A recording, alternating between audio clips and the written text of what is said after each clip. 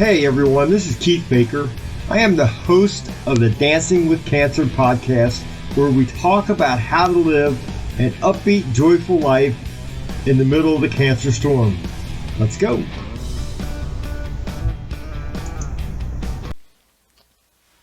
It was just before the worship part of the morning service, and the pastor got up to make his announcements. And one of the announcements was that there would be a board meeting directly after the morning service. And then they went on and had the worship service, and the pastor preached a sermon, which seemed to go very well. And then the board gathered for the meeting at the back of the sanctuary after the service was over. But as the board gathered, they noticed that there was a stranger in their midst, a visitor who they hadn't seen before. And so the pastor, trying to be diplomatic, approached this young man and said simply to him, maybe you didn't understand the announcement, but this is a meeting of the board. And he said, well, after that sermon, if there's anyone bored, it was me. My hope is by the end of this podcast, you're not looking at me and saying, hey, if there's anybody here that's bored, it's me. This is Keith Baker with the Dancing with Cancer podcast, episode 68, Thriving Under Pressure episode, where we're going to look at the story of Daniel and talk about what it takes or how he was able to thrive under pressure. But before we jump into that, I real quick wanted to look at a quote that I'd heard a few years back where it just said, a diamond is merely a lump of coal that did well under pressure. A diamond is merely a lump of coal that did well under pressure. Now, I know that pressure is not an easy thing, right? It's not comfortable when the pressure's put on you.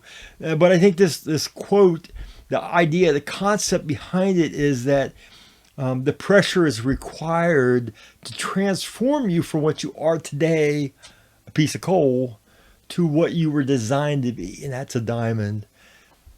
Another quote I heard that's very similar to that says, a diamond is a piece of coal under pressure. If you are feeling pressure today, you are about to shine. So as we look at the story about Daniel, we're going to look at what it means to thrive under pressure. I remember as a teenager dreaming often of being that sports hero really that came through under pressure, right? It's the ninth inning, there's 2 outs, the bases are loaded, and Keith Baker's up to bat, right? And you want to be that person who can thrive under pressure. And you hit the base hit, score the winning run, the whole team's all excited, jumping around, and woo!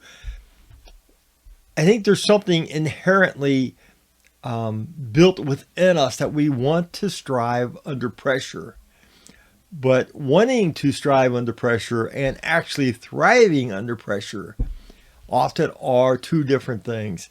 And so we're going to look at the story of Daniel, because I believe woven throughout his story time and time and time again, we see a person who is put in very difficult situations and very much pressure applied, and yet he still seems to thrive in those difficult situations. And we're going to look at a couple different situations over the next couple weeks as we try to dive in and really dissect this concept of thriving under pressure. Now, if we're going to thrive under pressure, I first wanted to look at the definition of the word thrive, in which the dictionary says to grow vigorously, flourish, and prosper, to progress toward or realize a goal despite or because of circumstances. So who doesn't want to flourish, right? And who doesn't want to prosper? But I especially like the last part of this definition of the word thrive, to which it says to progress toward or realize a goal despite or because of circumstances. And I want to put emphasis on that word despite. And what it's saying is that it's possible to move towards a goal or to accomplish a goal despite the circumstances. In other words, it doesn't always necessarily matter what is going on outside. It doesn't matter what's going on around you. Despite the circumstances, you could still pursue your goal and make progress towards your goal. And that's what we're going to look at over the next couple of weeks. But specifically today is thriving under pressure. And so we're going to look at Daniel chapter 1, verses 1 and 2. During the third year of King Jehoiakim reign in Judah, King Nebuchadnezzar of Babylon came to Jerusalem and besieged it. The Lord gave him victory over King Jehoiakim of Judah and permitted him to take some of the sacred objects from the temple of God. So Nebuchadnezzar took them back to the land of Babylonia and placed them in the treasure house of his God. So the story starts out, we're looking at the land of Judah. Now, if you recall, after the time of David, the nation of Israel split up into a northern and southern part. The northern retained the name Israel, but the bottom portion became Judah. The southern portion, I should say, became Judah. And so, and then you went through a stretch where both had some evil kings. If I remember right, Israel had more evil kings. And Judah kind of had some good ones mixed in and out.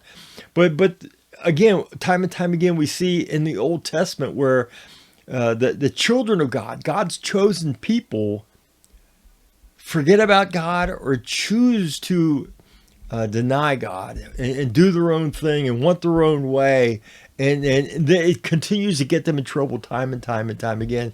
And here we're at one of those situations where it says that God allows Babylon the victory when Babylon attacks Judah, and God allows them to take sacred objects from the temple of God, and he takes them and puts them in the treasure house of his own God.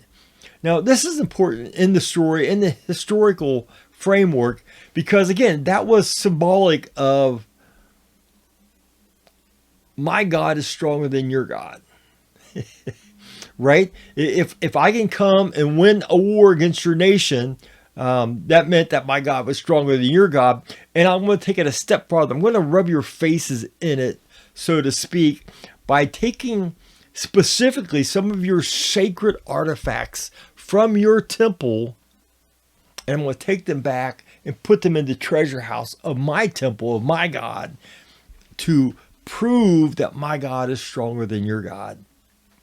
So you've got that going on. It's kind of a geopolitical, cultural type thing going on. And then in Daniel 1, 3 through 5, it continues. Then the king ordered Ashpenaz, his chief of staff, to bring to the palace some of the young men of Judah's royal family and other noble families who had been brought to Babylon as captives. Select only strong, healthy, and good-looking young men, he said. Make sure they are well versed in every branch of learning, are gifted with knowledge and good judgment, and are suited to serve in the royal palace. Train these young men in the language and literature of Babylon.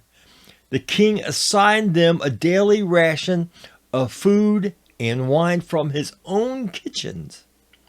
They were to be trained for 3 years, and then they would enter the royal service. So this king of Babylon, Nebuchadnezzar, he was a very ruthless king, but he also was very smart. And one of the things he did often when he took over a nation or he defeated a nation, he would go into that nation and he would take away a lot of their best and brightest young people. And I think this served a lot of different reasons for that. I think one, I think it helped limit rebellion from the the losing nation, because now the fight against Babylon, you got to fight against some of your own children, because over time your children are becoming leaders in the new Babylonian empire. So Nebuchadnezzar is all about building an empire, and all this is part of that process. And again, one of the things he does is he kidnaps, not kidnaps, he takes as part of his winnings the best, the brightest, the smartest, the most educated young men, and even members of the royal family. And he takes them back to Babylon for a 3-year training period. Now, this is literally indoctrination is what's happening here. He's wanting to take them from their culture, separate them from their families, and then teach them and train them in the ways of Babylonian culture, history. He wants to change them from whatever their culture was to Babylonian culture so that they would see themselves as Babylonians. And that's what's happening in this part of the story. And of course, Daniel was included in this group of young men who were brought back to Babylon, separated from their families. And I think we're going to run out of time real quick here. So I'm not going to read the whole entire chapter, but I'm just going to summarize every group of verses because I think it tells a story that's very important for to give us the groundwork or the foundation for understanding how to thrive under pressure. So we have Daniel. Now, keep in mind, again, this king has come in. He fought a war. And again, I think a lot of times when we read the Old Testament, we can't see the Old Testament scripture through American eyes. What I mean by that is it's just a different world than the world we live in today, in a modern world. And because of that, a lot of different things are in play, and we can't make a lot of the assumptions that we would make in the modern world. So as an example, back then, this is ancient Babylon and Israel. There is no United Nations, right? There is no Geneva Convention. You know, there aren't these established worldwide accepted ideas and concepts. You know, there are no rights that are afforded to you if you lose the war. Literally, if you lose the war, then you got to do whatever the winner says. And oftentimes they would take your people and make slaves out of your people. And we saw this again in Israel and Egypt back in Moses' time, right? They were slaves in Egypt.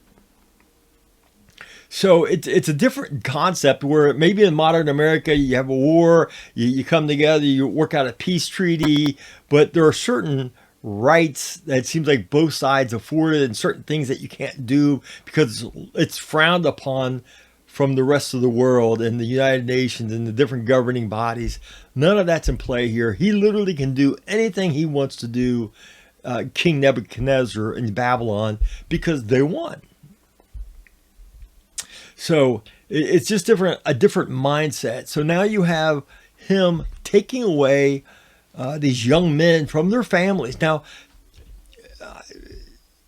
most scholars believe that Daniel was probably between 14 and 17 years old when this happened. And I never really understood that before, I guess, in my own studies and understanding, because to me, that's just a whole different ballgame. You know, it's not like he's taken away a 30-year-old and, you know, a 30-year-old's got to figure things out and that kind of stuff. A 14-year-old to 17-year-old is just like a whole different ballgame. Now, I do understand in the Hebrew culture, my understanding was then, and maybe now too, I'm not sure, but they saw the transition of a boy to a man at the age of 13. So that's part somewhat different than what we were accustomed to in American culture as well. But still, 14 years old to 17 years old is young. And I say this because I can't help but believe that if I was a parent of a 14, 15, 16-year-old boy young man, whatever term you want to use. And let's say China attacked us and we had a war with China, right? United States against China, and China won the war. I think you'd find out very quickly living under the dictatorship of China would be very different from living under the America that we currently know. But if you take it a step farther, if you could imagine the Chinese leadership and army coming in and taking away our 14, 15, 16, and 17-year-old young men, specifically the most educated, the most gifted athletically, the strongest, the wisest, the smartest, that kind of thing, and taking them back to China, how would you feel as a parent towards that nation and even about your child? I mean, you may never see your child again at that point.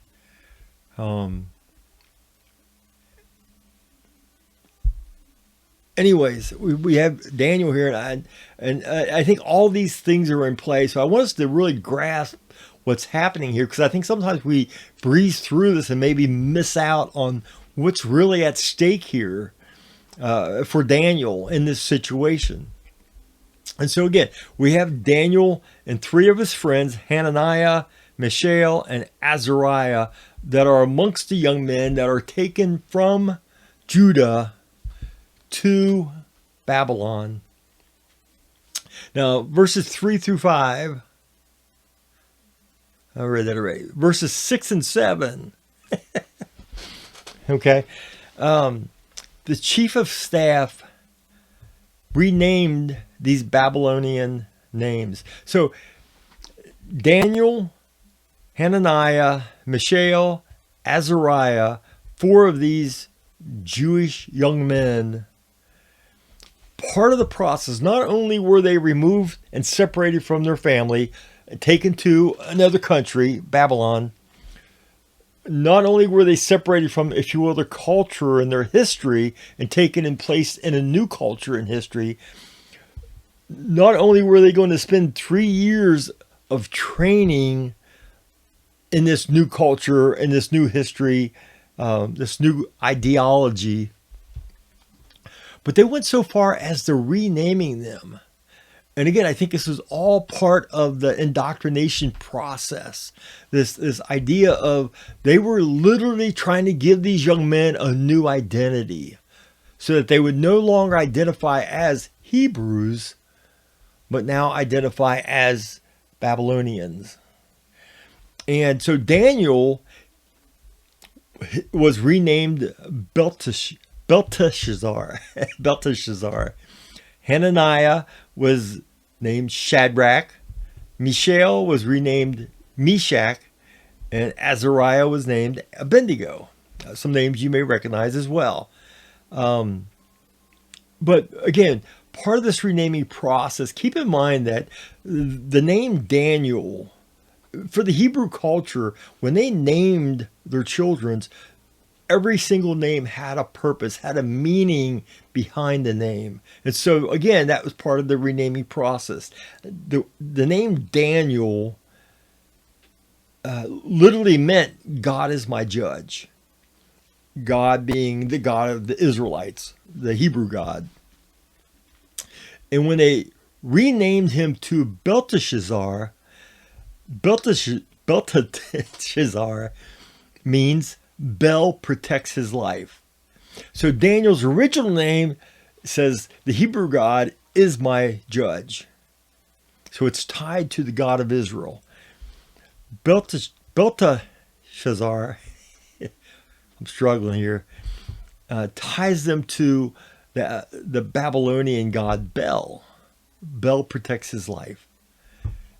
And so on and so forth with each of these renaming. It's all part of the process to give them a new identity. Now, again, there's a lot of uncertainty here for these young men. Again, they're just 14 to 17 years old, at least in Daniel's case.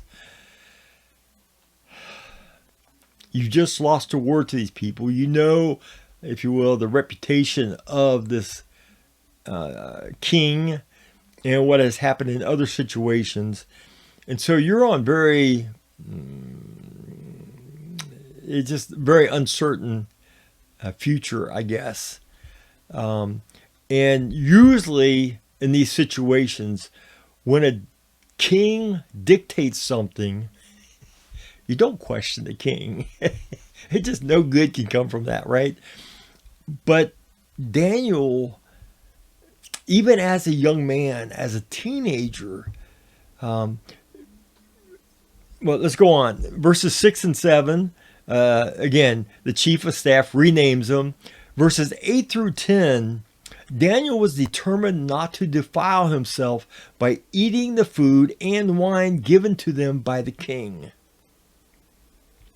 Okay, so again, in Babylon, these young men, they're actually serving them food from the king's kitchens, which would be a very luxurious meal, right? And I think what they're looking to do here is to try to almost win over the hearts and minds of these young men, so they want to be a part of Babylon, right? By putting them in these positions, by treating them as nobility, by giving them these meals, you almost appeal to their sense of pride that, hey, I'm important. There's something special about me. And it would be easy, there's this war, you lose the war, there's a lot of uncertainty, you're probably going to become slaves. And now all of a sudden they're offering you an education, a high position in their government, these fancy meals, and this lifestyle that is above average. And it would be easy to get swept up in all of that in the moment. But Daniel recognizes that, hey, these meals they're offering us go against our Hebrew laws and what we're allowed and not allowed to eat. And there's a lot of that if you go back and study the Old Testament Hebrew laws, as far as like kosher foods and those kinds of things. And so Daniel goes to them and says, hey, we can't do this. We can't eat this. Again, this is a direction mandated by the king. The king says, you do this. and Daniel said, hey, we can't do this. Now, the chief of staff who Daniel is dealing with seems to be sympathetic to Daniel, but at the same time, even he is concerned for his own life. And he literally responds to Daniel, listen, I hear what you're saying, but if 3 weeks from now and 4 weeks from now, you're weak and the rest of them are strong, or if this affects your ability to perform in any way, shape, or form, the king will have me beheaded. I can't do this. You don't understand how this works. And if a king would behead someone from his own court, his own staff, that have already proven themselves and are a part of the Babylonian culture already, how much more easy would it be for him to behead a foreigner? But it doesn't seem to rattle Daniel at all. It seems like all he can see is, hey, God said this, do this, and don't do that. And I don't doubt for a second that Daniel knew there could be some severe repercussions from this request, that it could go sideways really quick, and maybe even he himself be beheaded. But he didn't seem to be concerned about that. It seemed almost like, if I got to choose between this lifestyle, this lavish lifestyle, or doing what my God has told me to do, I'm going to choose to live or die with God. Sink or swim, I'm with God. And so, he asks this chief of staff. Chief of staff responds, whoa, you don't understand. It's not just about you. I will lose my life if things go sideways. He will behead me if this doesn't work out. again, these young men that have been brought over here are very smart and bright. The best and the brightest of Israel, or Judah in this case. So Daniel's pretty sharp on his feet. And so he just says, okay, I'll make you a deal. Let's make a deal. He says, allow us to eat the way we need to eat or want to eat for 10 days. 10 days. Let us eat this way for 10 days and see what God does. And if you see any negative signs or whatever, then it's over. But at least try it for 10 days. And I guess this chief of staff relented and said, okay, fine, you got 10 days and we'll see what happens. And after 10 days, Daniel and his friends looked healthier and better nourished than the young men who had been eating the food assigned by the king. Daniel 1:18 through 21. After the 3-year training, the king talked with them, interviewed them, and no one impressed him as much as Daniel, Hananiah, Mishael, and Azariah. So they entered the royal service. Whenever the king consulted them in any matter requiring wisdom, balanced judgment, he found them 10 times more capable than any of the magicians or enchanters in his entire kingdom. So again, here we have Daniel taking a risk and choosing a harder lifestyle. He could have had all the lavish treatment and the foods and the luxury, but he chose a different path. And I think it really does scream out a message to us in our modern culture, where there are going to be times when we have to make choices between what God is asking of us and what our culture may be asking of us. Is it more important to fit in with our culture, or is it more important to fit in with God and what God thinks? Is it more important what our culture thinks, or is it more important what God thinks? Daniel very specifically and directly chose to err, if you will, on the side of, I'm going to choose God, and whatever comes with that. And God rewarded his choice by blessing him intellectually. He blossomed. He very much thrived under a situation with very, very much pressure was put on him.